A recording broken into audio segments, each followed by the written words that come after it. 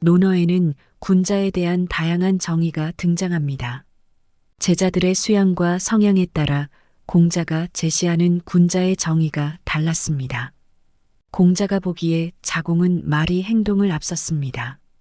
자공이 군자에 관해 묻자 자기 스스로가 먼저 실천해 본 다음 그 결과를 바탕으로 말을 해야 한다. 그러면 사람들은 따라오게 되어 있다고 했습니다. 말은 쉽지만 실천은 어렵다. 인도의 한 어머니가 어린아이와 함께 간디를 찾아갔습니다. 선생님, 저희 아이에게 설탕을 좀 적게 먹으라고 타일러 주세요. 저희 아이가 선생님을 매우 존경하기 때문에 선생님이 말씀하시면 그대로 따를 것 같습니다.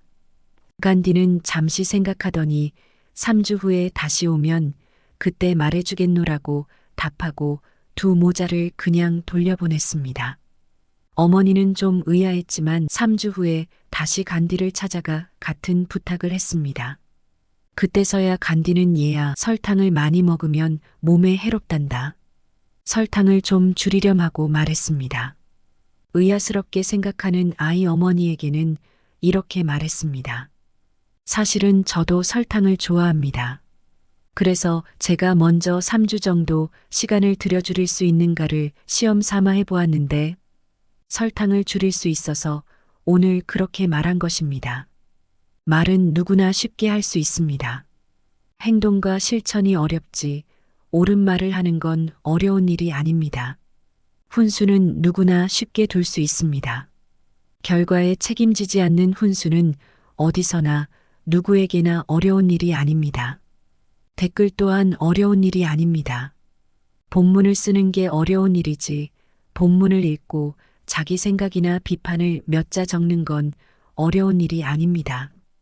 정책을 연구하고 수립하여 바르게 실행하는 게 어려운 일이지 그 결과를 가지고 갑론을박하는 건 어려운 일이 아닙니다. 그러니 비평과 비판을 앞세우는 사람은 보통 사람이며 실천과 행동을 앞세우는 사람이 리더가 되는 것입니다.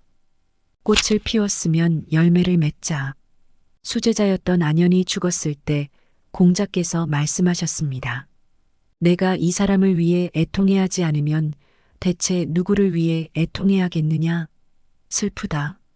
하늘이 나를 망쳤구나. 공자는 아내를 그 누구보다 아꼈고 아내는 스승의 가르침을 실천하는데 그 누구보다 앞장섰습니다. 공자는 아내를 가리켜 나는 그가 나아가는 것은 보았어도 그가 멈춘 것은 보지 못했다. 앞에서는 별말이 없어 어리석은 듯 보였으나 물러난 뒤 그의 생활하는 모습을 보니 배운 것을 충분히 실천하는 모습이 매우 현명하다고 말했습니다. 제자 중에 배우기를 가장 좋아했던 이도 아내였고 가장 어진 제자도 아내였습니다. 아내는 안빈납도의 대명사였습니다. 그런 제자가 스승보다 먼저 세상을 떠났을 때 너무나 안타까운 마음에 한탄했던 것 같습니다.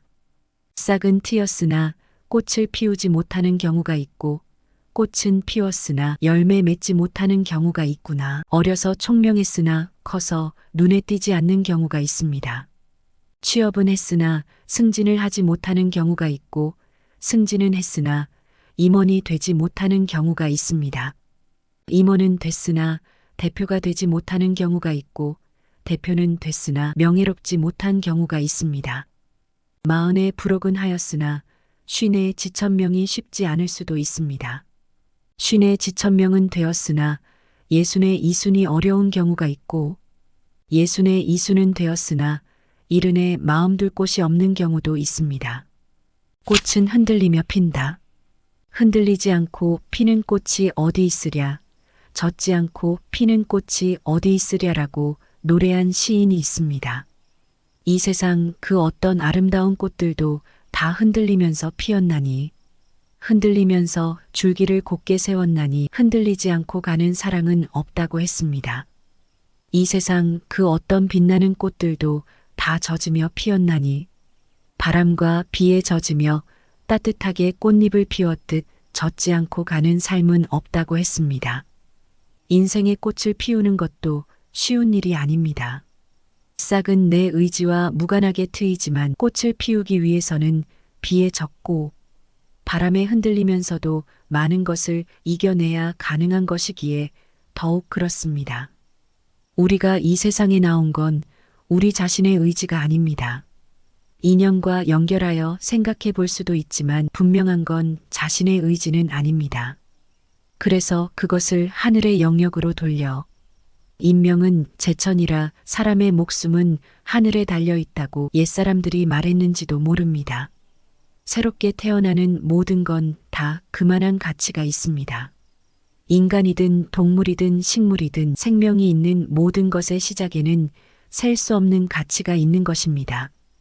40은 꽃을 피우기에 가장 적당한 시기가 아닐까 생각합니다.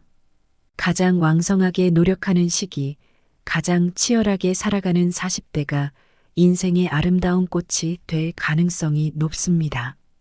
경제적으로 수입이 가장 많은 시기, 가정적으로도 활기가 가장 넘치는 시기, 인생의 꽃을 피울 가장 좋은 시기가 바로 불혹의 40대인 듯합니다.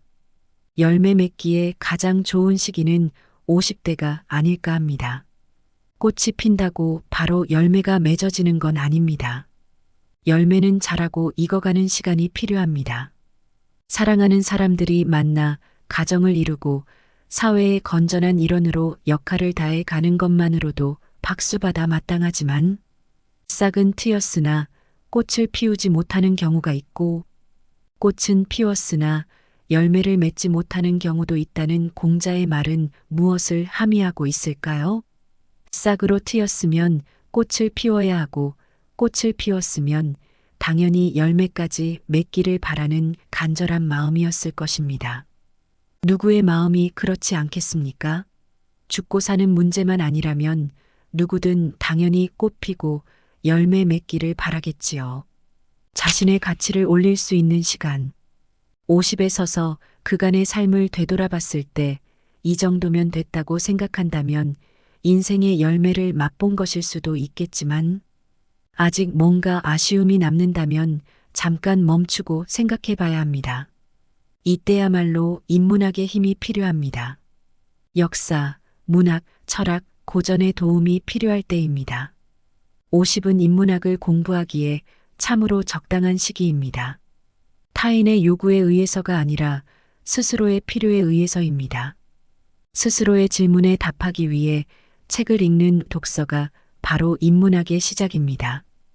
옛사람들은 인생을 어떻게 살았는가? 그게 역사입니다. 세상 사람들은 어떤 인생을 살아가는가? 그게 문학입니다. 사람들은 어디서 와서 왜 살아가는 것인가? 그게 철학입니다. 누구에게나 적용해도 좋을 오래된 지혜가 담긴 이야기는 무엇인가? 그게 고전입니다. 2500년이 지났지만 공자는 지천명의 사람들에게 여전히 말하고 있습니다.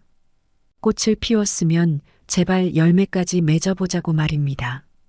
지금까지의 삶이 마음에 들지 않는다면 마음에 드는 열매를 남기기 위해서라도 50대를 잘 보내라 합니다.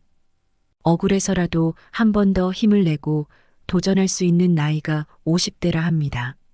지금까지 잘 살아왔다면 더 가치 있는 자신과 세상을 위해 무엇인가 해야 할 한 번 더 자신의 가치를 올릴 수 있는 절호의 시간이 50대라 합니다.